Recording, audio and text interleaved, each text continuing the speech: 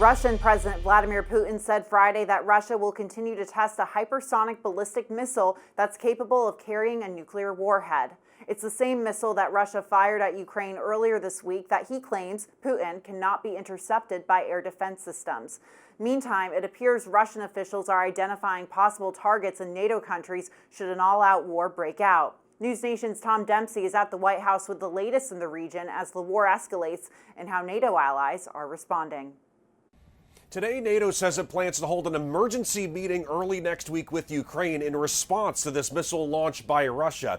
This marked the first time ever Russia launched this experimental intermediate-range missile and it targeted a city in Ukraine. Video actually captured the moments of this missile strike, the missile capable of carrying a nuclear warhead, and it targeted a Ukrainian military facility in the city of Dnipro. Russian President Vladimir Putin saying it can travel at 10 times the speed of sound and can be fitted with multiple warheads, including nuclear ones, like I said, that can hit multiple targets. Russia saying it warned the United States 30 minutes before launching this missile. Putin saying the new missile could be used to attack any Ukrainian ally whose missiles are used to attack Russia. This comes after Ukraine used American, French, and British missiles to strike military targets inside Russia for the first time ever. New reports say in one of those strikes with those Western missiles, Ukraine wounded a senior North Korean general who was serving in Russia. And this morning, a new U.S. missile base in Poland is facing threats from Russia, with a Russian spokesperson saying it's a priority target for potential neutralization in case of all-out war. No nuclear weapons are stationed at this U.S. base, according to Polish military leaders. Its purpose is supposed to be defensive, and it's focused on taking out short to intermediate range missiles, just like the one Russia just tested. It's not clear how many troops are based there, but there are about 10,000 U.S. soldiers stationed in Poland. All of this is evidence that this war in Europe is escalating even more, with Russian President Vladimir Putin blaming the United States for escalating the conflict. But President Joe Biden saying that if Russia were to take its troops out of Ukraine, the war would end. At the White House, I'm Tom Dempsey, News Nation. News Nation's Tom Dempsey, thank you. Over the past week, President Biden has announced easing restrictions for Ukraine in its war against Russia by allowing the use of U.S.-made long-range missiles and anti-personnel mines. These are just some of the latest steps Biden is taking in his final days of office. Joining me now is the Hill's White House correspondent, Alex Gangitano, with what else we can expect to see in the last 60 days of Biden's presidency. As always, Alex, it's great to see you. Biden's foreign policy on Ukraine has somewhat shifted in the past few weeks, him taking bigger moves with authorizations of long-range missile and anti-personnel mine use. What is Biden looking to accomplish with support for Ukraine in the final days of his presidency? Yeah, I think what we're seeing here is the president is really doubling down on his support for Ukraine. He wants this to be one of his lasting legacies, of course, foreign policy overall, but his handling of the war in Ukraine and how he's been able to bring together NATO allies. He also wants to help as much as he can before the Republican takeover, so to speak, of Washington, which could threaten aid to Ukraine. Of course, ideally, I think he would love for the war to end, for Russia to fully retreat before he leaves office in January. But while that seems like a long shot at this point, I think he's just trying to lay the groundwork for Ukraine to have extra help from Washington in the case that there isn't more aid once he leaves the White House and once President-elect Trump comes in. So what do you think is the chance of President-elect Trump really moving to slash aid to Ukraine? I understand there's a bit of a divide in the Senate among Senate Republicans on that front. Yeah, so McConnell, the Republican leader, was known as kind of a defender of Ukraine. And with him not leading the caucus, I think it'll be interesting to see how this new Congress and how Speaker Johnson and Leader Thune go about this without McConnell at the helm. I think Ukraine aid is still priority for some Republican lawmakers, but there's a lot of them that want to put their focus elsewhere, want to put spending elsewhere, or want to cut spending. And so we'll see, where that all falls when negotiations in January pick up for another aid package. But I do think that some of these really big aid packages that we saw President Biden pushed through. Some of them we saw even stalled in Congress, and the president really had to get involved and push them. I think things like that will be tougher and tougher in this new Congress. Shifting gears, President-elect Trump ran on the campaign promise of these mass deportations he's been talking about and massive immigration reform. Alex, are there any plans for the Biden administration to try to block these efforts from President Trump before he takes office once again? Yeah, there's a couple things that I think immigration advocates are hopeful that he'll do. First of all, he could issue last minute renewals for temporary protective status designations. That would give these beneficiaries of the TPS program at least an 18-month window before these designations expire. And we know that in the first Trump administration, the TPS was targeted. And so Biden renewals would, of course, buy some time for people from places like Haiti or Venezuela. Another thing that the president could do, which advocates want, is extend possible parole designations, which would give current parolees more time before potentially being targeted for deportation. Trump has threatened to stop migrants coming in under these programs that started under Biden, which especially granted parole to people from Cuba, Haiti, Nicaragua, Venezuela.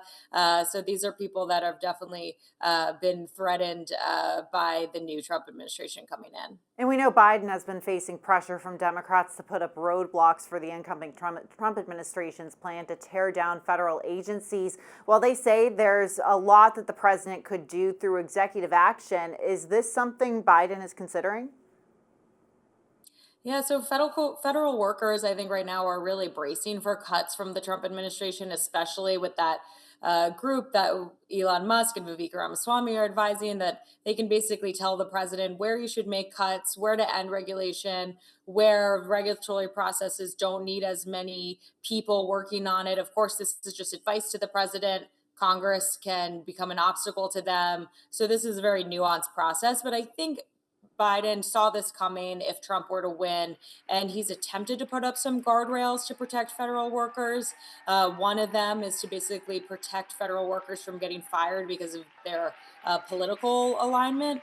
But there is some thought behind Trump would be able to be around that, because if there are mass layoffs, that's not a political persecution category because of just how big of these layoffs could come from this Musk advisory board.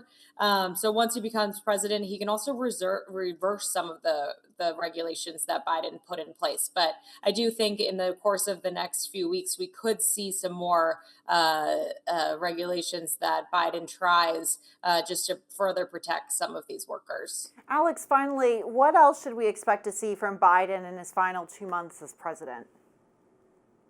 Yeah, so I think we're going to see a lot of focus on some of his favorite topics, which are infrastructure, climate. We're going to see a lot of ways that he can figure out how to put more money through executive action into these areas, or just keep the money that's in the areas already, but announce new projects, especially in the infrastructure front. He's also, of course, really personally involved with this Cancer Moonshot initiative. That's something I think we'll see him continue to do after office, but I think he'll put an emphasis on that while in office. And then back to just his work with foreign policy. That's something he came into the White House as a foreign policy hawk. I think he'll want to leave that way. He's going to continue on working to help Ukraine, but also continue on trying to end the war in the Middle East and release the hostages being held by Hamas. So I think we're going to see a lot of focus on that before January. As always, Alex Gangitano, our White House correspondent here at The Hill, thank you so much for joining us. Thanks, Julia. After Hurricane Milton ripped off the roof of Tampa Bay Rays home ballpark Tropicana Field, the team says their time in St. Petersburg may be over. That's despite St. Pete City Council approving $20 million from the city to repair the roof. Marilyn Parker with Nexstar Nation's WFLA in Tampa has the latest. St. Pete City Council reviewed the damages to the trop. The council approved about $20 million for the roof so that it could be ready in time for the Rays to come back. They said FEMA and insurance would come through, so they don't believe the city would lose money. They took a recess. Then Rays co-president Brian Auld went on camera, and the council got wind of what he said. After recess, they called him to the podium. My understanding is that you have made it clear to the media that there is no deal. Again, yes. I Okay. hope that was clear from the letter that has set everybody off. The other thing is, you're not in favor of fixing the trop. I believe it's going to be next to impossible for the trop to be repaired in time for the 2026 season. There was also confusion because the contract requires legal notice of termination of a deal, and that letter was not that. Brian Ault told the council they all need to accept the facts on the ground as they are and said he can't move forward based on what he's seen from the county. The county does not want this deal to move forward. So where does that leave the city? Councilmember John Muhammad voted against the deal in July and said it was because of these types of reasons, knowing that the Rays had an out and the city didn't. Mayor Ken Welch said he's prepared to bring a modified plan back to City Council for them to consider. I'm not bringing back a dime more for the Rays because the agreement we have is 3.5 months old, and it says all cost escalations will be borne by them. Marilyn Parker with WFLA, thank you for your reporting. Meantime, Elon Musk and Vivek Ramaswamy are giving the clearest picture yet of their plans to slash trillions of dollars from government spending. In today's Political Minute, News Nation Now host Colin McShane walks us through plans for a brand new Department of Government Efficiency under the Trump administration. Elon Musk and Vivek Ramaswamy, they're out with their efficiency playbook. I'm Conal McShane with News Nation. In a Wall Street Journal essay, Musk and Ramaswamy sketching out plans for a Department of Efficiency in Donald Trump's administration. Now, Musk repeatedly has said he wants to slash $2 trillion in government spending. A key step to get there, a mass headcount reduction in the federal workforce by identifying the minimum number of employees required at an agency in order to function. Also on the agenda, requiring federal employees to work in person 5 days a week, which could, in their words, result in a wave of voluntary terminations that we welcome. If federal employees don't want to show up, American taxpayers shouldn't pay them for the COVID-era privilege of staying home. Another additional potential chopping block number for them is $500 million for public broadcasting and $300 million for, quote, progressive groups like Planned Parenthood. Important to note, Congress authorizes the budget for those programs. I'm Conal McShane. This is the News Nation Political Minute. That's today's Daily Debrief. I'm Julia Manchester. Be sure to like, share, and subscribe to the Hill's YouTube channel. And come back here soon for the intersection between politics and policy.